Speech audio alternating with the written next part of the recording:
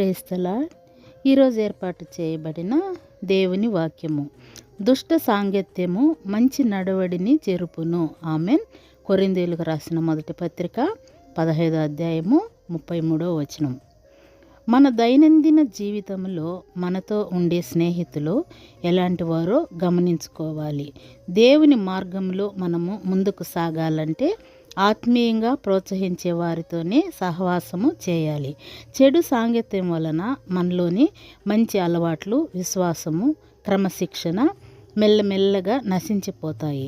జ్ఞానుల సాంగత్యము చేయువాడు జ్ఞానము గలవాడగును, మూఢుల సాంగత్యం చేయువాడు చెడిపోవును అని వాక్యం చెబుతుంది.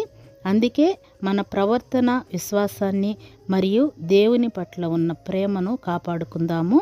ఆయన యందు భయభక్తులు కలిగి జీవిద్దాము. ఆమెన్. Praise the lord.